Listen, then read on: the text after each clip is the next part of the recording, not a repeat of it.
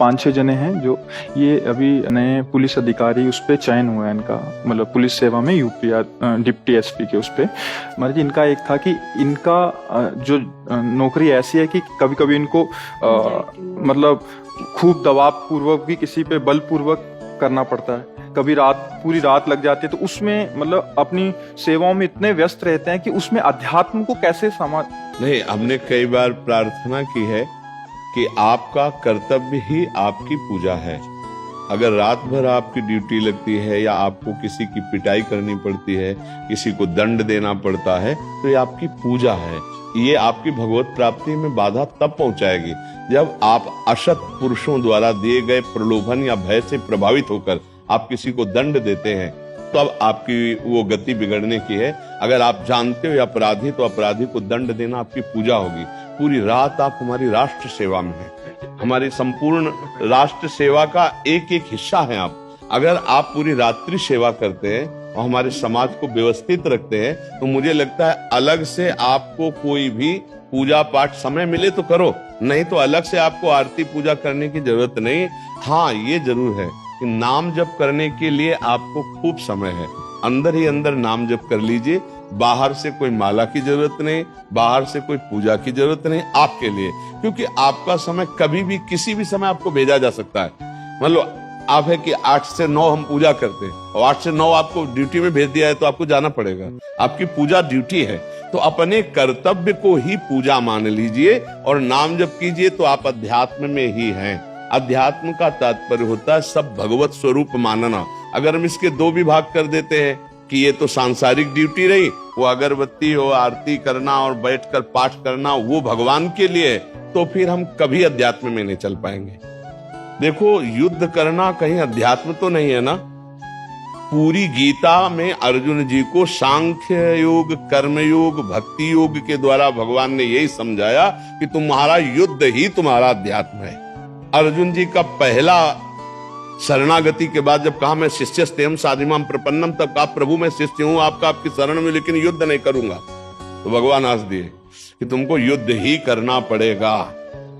पूरी गीता का उपदेश करके युद्ध ही प्रारंभ कराया। तो हमको चाहिए कि हम भगवान के आंतरिक रहस्य को समझे। 2 बहुत जोर की बात कही, मामुनिस्मर युद्ध च, मेरा स्मरण करते हुए अपने कर्तव्य कर्म को करो। हमारी चूक कहां होगी? जब हम प्रलोभन में आ जाएंगे, कोई हमें अर्थ देकर अधर्मी किसी निर्दोष को हमें दंड देना पड़े और उसको मुक्त करना पड़े अधर्मी को, अब हम गलत हो गए। या किसी भय से, दबाव से हम किसी निर्दोष को दंड दे दें और दोषी को मुक्त कर दें, अब हमसे गलती हो जाएगी, आध्यात्मिक गलती हो जाएगी। और अगर हम ऐसा नहीं करते तो यही हमारी पूजा है, और हम नाम जप करते तो यही हमारी आध्यात्मिक उन्नति कर देगा, यही भगवत प्राप्ति कर देगा। शास्त्र प्रमाणित बात कह रहे, भगवान से अर्जुन कह रहे मैं सन्यास लेकर भीख मांगकर भजन करूंगा, युद्ध नहीं करूंगा। भगवान ने इसको निषेध कर दिया, नहीं, उत्तिष्ठ परम तप। तो हमें समझना है कि हमारा अध्यात्म यही है। आपको जो वर्दी मिली है, आपको जो हमारी राष्ट्र सेवा मिली है, यही आपकी आराधना है भगवान की। बस नाम जप हो और अधर्म से दूर रहे। नहीं, देखो, अधर्म आपके पद को ले जाएगा, आपकी इज्जत को ले जाएगा, आपकी मान मर्यादा को ले जाएगा। मात्र कुछ चंद रुपए होते हैं। अब आजकल लोग इतने चतुर है कि कौन कहां विश्वासघात कर रहा है कुछ पता नहीं। अब वो पूरा प्रकाशित हो गया, पढ़ाई लिखाई, माता पिता सब, वो आपका सब जीवन नष्ट हो गया। और अगर आपने ले लिया और कोई नहीं जाना और घर भेजा, अब वो वहां आतंक पैदा करेगा, वहां की बुद्धियां भ्रष्ट कर देगा। तो मुझे लगता है अगर हम अधर्म की कमाई और अधर्म के दबाव से बच जाएं, तो ये राष्ट्र सेवा ही हमारा सबसे बड़ा भजन हो जाएगा। हमारा अलग से अध्यात्म की जरूरत नहीं। हमारी बात मान लेना, अपने अपने कर्तव्य का पालन करने के लिए ही भगवान ने गीता जी का उपदेश किया है। स्वधर्मो निधनो श्रेया पर धर्मो भयावहा। स्वधर्म अगर हमें छोटा भी दिखाई दे रहा तो हमारे लिए बड़ा है। जैसे हमारा धर्म माला चलाना, तो आपका धर्म अपने कर्तव्य के अनुसार डंडा चलाना, क्योंकि उसी से हमारे समाज की व्यवस्था ठीक रहेगी। एक अधर्मी, एक आतंक फैलाने वाला अगर आपके शासन में ना आवे तो 50 को दुख देगा। तो एक को जब कंट्रोल कर लिया गया तो 50 सुखी हो गए ना समाज की सेवा। तो ये भगवान ने आपको सेवा दी है। बस दो चीजों से बचना, प्रलोभन और भय। किसी का दबाव आपको अधर्म में ना ले आवे। तो देखो, अगर कहीं ऐसा विषय है तो उसे भगवान को अर्पित कर दो कि हे भगवान, आप देख रहे हो मैं नहीं करना चाहता हूं, मैं स्वयं में नहीं करना चाहता हूं, अब मेरे ऊपर है और इनके अधिकार के अनुसार, तो हे प्रभु आप देख लेना। अगर आप बचाना चाहो तो आप उनकी बुद्धि बदल दो, नहीं मुझे करना ही पड़ेगा क्योंकि मैं इस डिपार्टमेंट का छोटा सा एक सेवक हूं, ये मुझसे बड़े हैं। वो भगवान से बातचीत कर लो तो फिर वो संभाल लेंगे, फिर वो संभाल लेंगे। नहीं तो ऐसे विषय आते जैसे आप नहीं, लेकिन आपके ऊपर है, तो फिर आपको ऐसा ही चाल चलनी पड़ेगी जो बड़ों का आदेश होता है। जैसे तो अगर बड़े अधर्म में हैं तो फिर आपको वैसे ही आदेश करेंगे। तो वो बात आप भगवान से कहें, क्योंकि आप उनका विरोध करेंगे तो सेवा भी छूटेगी, परेशानियां भी आ जाएंगी। तो आप भगवान से प्रार्थना करें कि देखना, अब मैं निर्दोष हूं, आपसे पहले प्रार्थना करके जा रहा हूं, या तो वहां से आदेश बदलाओ, नहीं तो जो होने जा रहा है वो मैं आपसे पहले ही निवेदन कर रहा हूं, वो अधर्म होने जा रहा है और उससे आप मुझे बचाओ, और नहीं तो मैं ये सारा कर्म आपको समर्पित करूंगा, बस आप बच जाओगे। महर्षि, इसमें एक होता, ये तो आपने जैसे अभी बताया, ये इस वीडियो को हो सकता है बहुत सारे पुलिस अधिकारी या जो सेवारत हैं वो देखें महाराज जी। अभी से हम नहीं करेंगे महाराज जी, हम बात समझ आ गई। और जैसा आपने बोला वैसे अगर गलती से पहले हो गए हैं महाराज जी, तो उसको हम कैसे, वो क्षमा हो जाएंगे।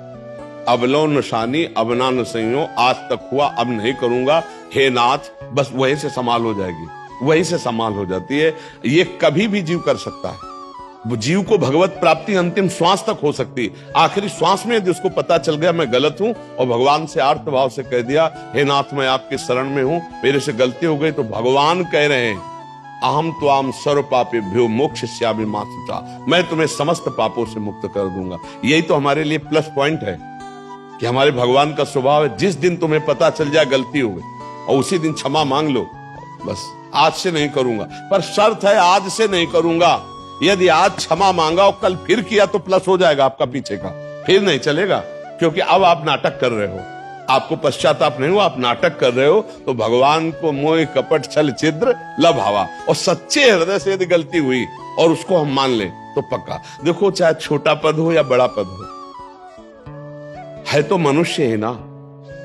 यदि अधर्म करेगा तो क्या उसको दंड नहीं मिलेगा?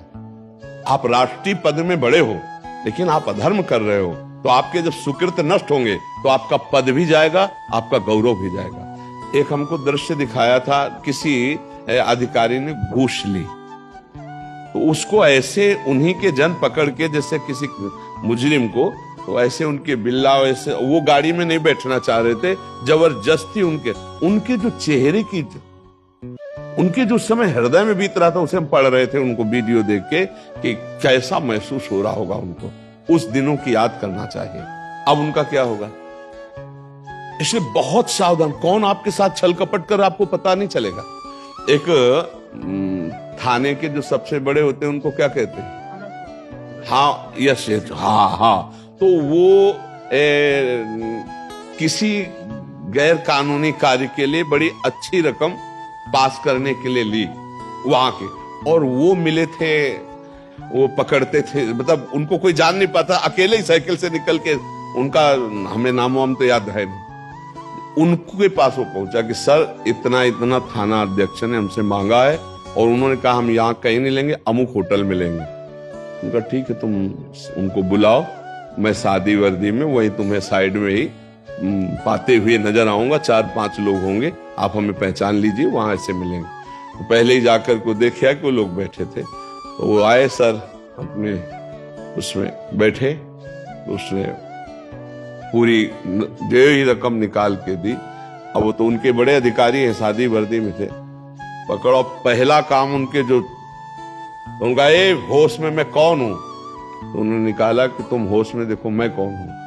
अब उनकी जो हालत हमने देखी उस समय, हम वो समझाना चाहते हैं कि गलती गलती है, आज नहीं खुलेगी तो कल, और अगर नहीं खुलेगी तो फिर ये तो कानूनी दंड से तो आप पवित्र हो गए, लेकिन अगर ये कानूनी दंड नहीं मिला तो भागवतिक दंड आपको भोगना पड़ेगा। आपके पुत्र, संतान, आपका परिवार बहुत अशांति पैदा करने वाले हो जाएंगे यदि अधर्माचरण का धन आपके घर गया। तो मुझे लगता है हमें भारत सरकार जो खाने को देती है उससे हम नमक रोटी खाएं और धर्म पूर्वक चले। और जब कभी कोई बड़ा आदेश ऐसा हो, मान लो है ऐसे, सब कोई धार्मिक थोड़ी है, तो फिर उस समय भगवान से प्रार्थना करें कि मैं एक छोटे पद में हूं, मेरे से बड़े अधिकार से ऐसा आदेश आ रहा है, तो आप सबसे बड़े अधिकारी भगवान आप हो, या तो उसकी बुद्धि बदलो, नहीं तो मैं ये कर्म आपको ही समर्पित करूंगा और मैं जा रहा हूँ। महाराज जी, क्या ये पक्की बात है कि घर में वो बवाल मचाएगा? पक्का, ये पक्का।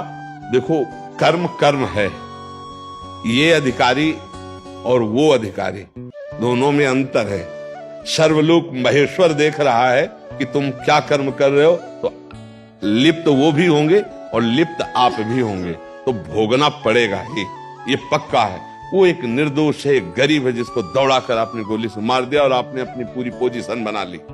लेकिन वो जो देख रहा है, वो जब पोजीशन बिगाड़ेगा ना, तो आप बता भी नहीं पाओगे, ऐसा पोजीशन बिगाड़ेगा। पक्की बात समझ लो, दुखिया को न सताइए, दुखिया देगा रोए, और जब दुखिया के मुखिया सुने तब तेरी गति क्या होए।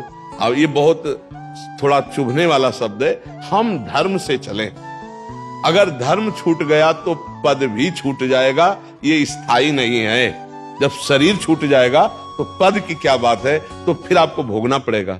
तो ये पक्का निश्चित है, अधर्म का किया हुआ कर्म भोगना ही पड़ता है। महाराज धृतराष्ट्र को बार बार समझाया जा रहा था कि अधर्म का पक्ष मत करो, जानबूझकर भोले भाले युधिष्ठिर को फंसाकर उनको दुख मत दो। लेकिन दिया तो परिणाम क्या हुआ? 100 के 100 मारे गए, पूरा का पूरा महाबलियों का जो सहयोग था सब काट के फेंक दिए गए, और अनुकूल रोवन हारा, और धर्मराज युधिष्ठिर ही सिंहासन पर बैठे, कौरवों में एक भी नहीं बचा कि महाराज धृतराष्ट्र के आंसू पोंछ सकता। इसलिए धर्म से चला जाए। हमें लगता है अधर्म बड़ा दुखदाई होता है। अधर्म का पैसा ऐसा डरो जैसे विष से डरा जाता है। अगर कोई हमको 100 रुपया अधर्म का देता है तो सच्ची मानना, वो नहीं लेना, वो सुखदायक नहीं होगा। वो आपको लगता है कि मैं कुछ अच्छी वस्तु लेकर घर जा सकता हूं, मैं अपने बच्चों को अच्छी जगह पढ़ा सकता हूं, लेकिन वो पढ़ लिख करके भी क्रूर कर्मा ही बनेंगे।